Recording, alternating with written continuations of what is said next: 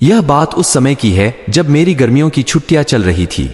उस समय मैं अपने मामा के गांव छुट्टियां बिताने गया हुआ था। वो गांव बहुत ही सुंदर था और वहां के खेत खलियान और पहाड़ भी काफी सुंदर थे। गांव पहाड़ों के बीच में बसा हुआ था। वहां के लोग भी काफी अच्छे थे और मैत्री स्वभाव के थे। दिन में वहां पर काफी गर्मी पड़ती थी, पर रात एकदम ठंडी होती थी। मैं और मेरे मामा रात में घर के बाहर ही खाट बिछा कर सोते थे।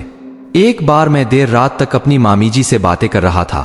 बातों ही बातों में मैं मामी जी से पूछने लगा कि मामी जी, यह बताइए, इस गांव में आपने कोई चुड़ैल वुड़ैल नहीं देखी है क्या? वैसे मैं आपको बता दूं कि मुझे भूत चुड़ैल की कहानियां सुनना काफी दिलचस्प लगता था। पर मेरी मामी जी बोली कि रहने दे, फालतू में तू डर जाएगा और रात को ढंग से सो भी नहीं पाएगा। पर मैं भी कहाँ मानने वाला था। मैंने भी जिद पकड़ ली कि कहानी तो आपको सुनानी ही पड़ेगी। मेरी जिद के आगे वो भी नतमस्तक थी। उन्होंने कहा कि इस गांव में बहुत सी चुड़ैलें रहती है, पर किसी को दिखती नहीं है। मैं बीच में ही बोल पड़ा कि जब किसी को वो दिखती नहीं है तो फिर कैसे पता कि वो यहाँ रहती है? मामी जी बोली कि हाँ, किसी ने उन्हें देखा तो नहीं है, पर फिर भी कुछ लोगों ने उन्हें महसूस किया जरूर है। मैं बोला कि क्या आपने उन्हें देखा या महसूस किया है? मामी जी, हाँ शायद। मामी जी, आप मुझसे मजाक मत करो, अगर आपने देखा है तो बताओ, मैंने उनसे पूछा। उनका जवाब नहीं में था। मुझे उनसे कहानी सुननी थी, पर उन्होंने मुझे कोई कहानी नहीं सुनाई। मैं बाहर जाकर अपनी खाट पर लेट गया। मामा पहले से ही सो चुके थे। मैं भी सोने की कोशिश कर रहा था, पर ना जाने क्यों मुझे नींद ही नहीं आ रही थी। मैं बस उन्हीं सब चीजों के बारे में सोच रहा था कि ना जाने कब मुझे नींद आ गई। मुझे सही से तो नहीं पता, पर शायद आधी रात को मेरी नींद अचानक से किसी के पैरों की आवाज से खुली। उस समय मेरे मामाजी तो सो ही रहे थे।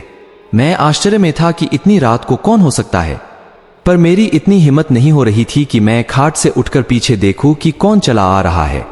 उस समय मैं थोड़ा डरा हुआ भी था, क्योंकि उस रात मैं मामी जी से भूत चुड़ैल की बातें कर रहा था। मैंने सोचा कि चुपचाप होकर देखता हूं कि कौन है। धीरे धीरे वो आवाज बढ़ती जा रही थी। वो जो कोई भी था धीरे धीरे मेरे पास आ रहा था।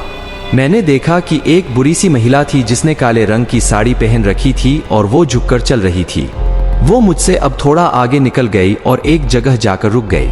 मैं अब भी उसे ही देख रहा था और सोच रहा था कि ये क्यों रुकी है, कि तभी वह पीछे मुड़ी। जहां वह रुकी थी वहां बल्ब की हल्की सी रोशनी पड़ रही थी। मैंने उसका चेहरा देखा और सच कहूं तो मैं उसका चेहरा देखकर डर गया।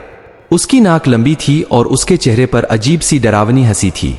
उसकी आंखें ऐसी लग रही थी जैसे वो मुझको ही देख रही है। मैंने अपनी आंखें बंद कर ली और चुपचाप ऐसे दिखाने लगा जैसे मुझे कुछ भी नहीं पता हो।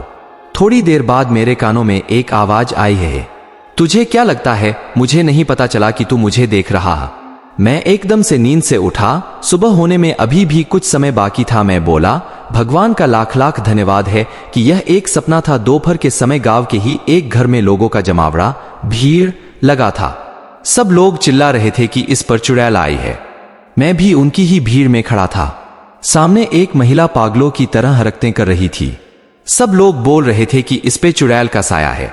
कोई कह रहा था कि रात को यह बाहर पेशाब करने गई, फिर लौटी ही नहीं। सुबह यह गांव के आखिर में उगे बरगद के पेड़ पर बैठी थी और कुछ गांव वाले इसे वहां से लेकर आए हैं। वो सबको देखकर हंस रही थी। एक समय ऐसा भी आया जब उसने मेरी तरफ देखा और हंसते हुए बोली कि तुझे क्या लगता है मुझे नहीं पता चला कि तू मुझे देख रहा है? मैं समझ गया था कि मैंने जो रात में देखा था वो मेरा सपना नहीं बल्कि हकीकत थी। मैं बहुत डर गया और वहां से भाग गया। अगले ही दिन मैंने मेरे मामाजी से बोला कि मुझे मेरे घर छोड़ दो। मुझे नहीं पता कि वो महिला चुड़ैल कौन थी और वो मुझे क्यों दिखी, वो मुझसे क्या चाहती थी।